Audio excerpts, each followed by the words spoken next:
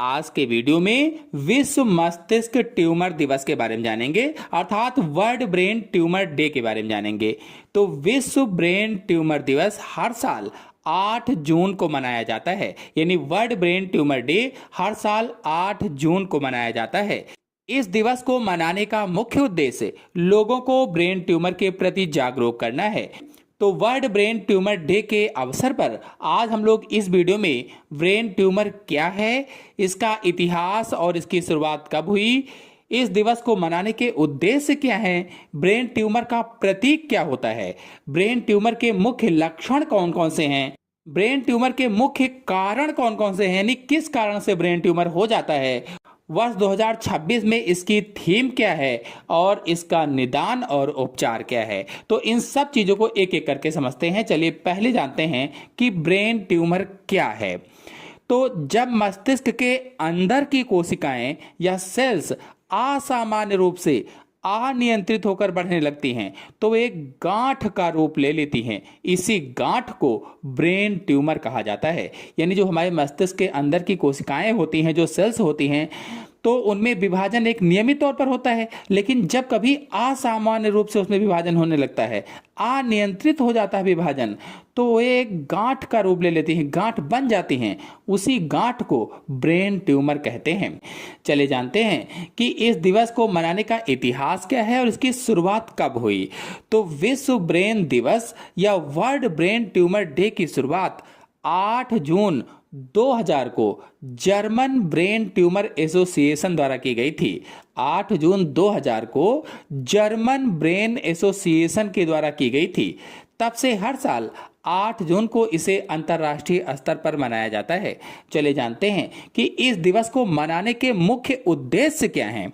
तो इस दिन को मनाने का मुख्य उद्देश्य लोगों को ब्रेन ट्यूमर के प्रति जागरूक करना है। मतलब इसका मुख्य उद्देश्य होता है कि लोग जानें कि ब्रेन ट्यूमर क्या है, कैसे होता है, इसके बारे में पूरी जानकारी, यानी शुरुआती लक्षणों की पहचान करना, मरीजों व उनके परिवारों को मानसिक और सामाजिक सहयोग प्रदान करना, ये सब चीजें इसके अंतर्गत बताना होता है। और फिर जानते हैं कि विश्व ब्रेन ट्यूमर का प्रतीक क्या है। तो इस दिन लोग मस्तिष्क के ग्रे मैटर को दर्शाने के लिए ग्रे रिबन पहनकर अपना समर्थन करते हैं। ग्रे रिबन पहनकर समर्थन। चलिए अब जानते हैं कि ब्रेन ट्यूमर के लक्षण कौन कौन से होते हैं। तो ब्रेन ट्यूमर के शुरुआती लक्षण अक्सर सामान्य स्वास्थ्य समस्याओं जैसे लगते हैं, लगेगा कि सामान्य लक्षण हैं, जिन्हें लोग नजरअंदाज कर देते हैं। विशेषज्ञों के अनुसार इसके कुछ लक्षण इस प्रकार हैं। पहला है लगातार और तेज सिरदर्द होना, यानी सिरदर्द लगातार होगा और तेज सिरदर्द होगा, खासकर सुबह के समय, तो ब्रेन ट्यूमर हो सकता है। दूसरा है बिना किसी स्पष्ट कारण के उल्टी या मतली होना। कोई भी कारण नहीं है लेकिन फिर भी उल्टी या मतली आ रही है, अधिकतर सुबह के समय, तो ब्रेन ट्यूमर हो सकता है। आंखों की रोशनी कमजोर होना या धुंधला दिखाई देना भी ये कारण हो सकता है। अचानक से अगर आपकी आंखों की रोशनी कमजोर हो रही है, धुंधली हो रही है, धुंधला दिखाई दे रहा है, तो ऐसा हो सकता है। अचानक से दौरे या मिर्गी आना, मतलब किसी ऐसे व्यक्ति को अचानक दौरे पड़ना जिसका पहले कभी मिर्गी का इतिहास ना रहा हो, यानी पहले कभी उसको मिर्गी ना आई हो। फिर अगला है याददाश्त कमजोर होना या व्यवहार में बदलाव होना। मतलब यह है कि याददाश्त कमजोर हो जाती है, स्वभाव में चिड़चिड़ापन आ जाता है, व्यक्तित्व का पूरी तरह बदल जाता है और उस व्यक्ति की जो पर्सनालिटी होती है पूरी तरह से बदल जाती है। फिर अगला है शरीर की किसी एक हिस्से में कमजोरी या शून्यता महसूस होना।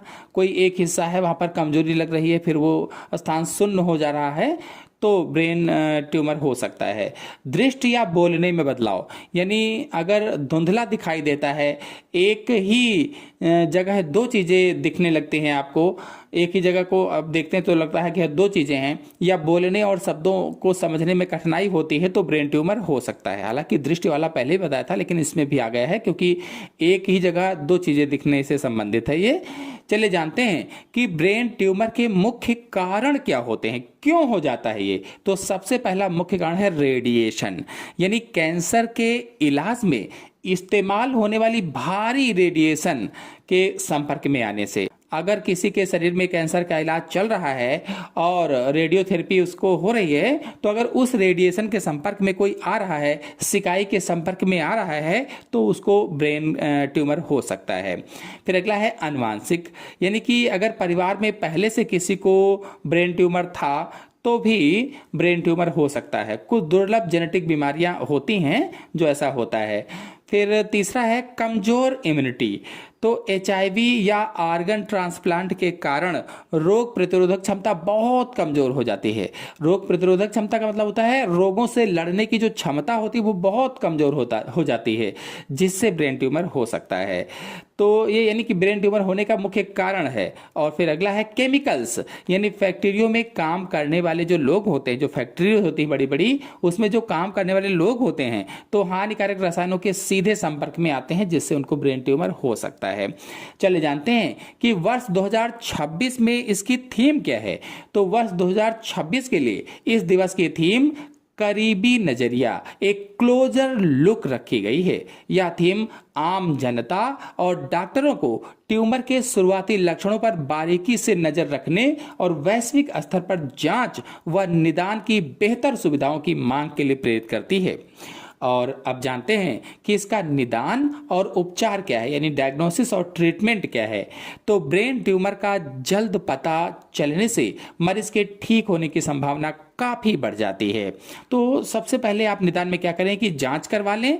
ट्यूमर का सटीक पता लगाने के लिए एमआरआई, सीटी स्कैन या बायोप्सी की जाती है, तो ये आप करवा सकते हैं। फिर दूसरा है सर्जरी। ट्यूमर को निकालने के लिए डॉक्टर सबसे पहले सर्जरी का विकल्प चुनते हैं, तो उपचार में आ जाएगा। थेरेपी, यदि ट्यूमर कैंसर युक्त या खतरनाक जगह पर है तो रेडियोथेरेपी या कीमोथेरेपी का उपयोग किया जाता है। यदि आप या आपके परिवार में कोई लगातार सिरदर्द या न्यूरोलॉजिकल समस्याओं से जूझ रहा है तो बिना देरी किए किसी न्यूरोसर्जन से सलाह ले सकते हैं, किसी अच्छे डॉक्टर को दिखा सकते हैं। तो आपको बता दें कि इस दिवस के अतिरिक्त एक और स्पेशल दिवस 8 जून को होता है, वो है विश्व महासागर दिवस, वर्ल्ड ओशियंस डे।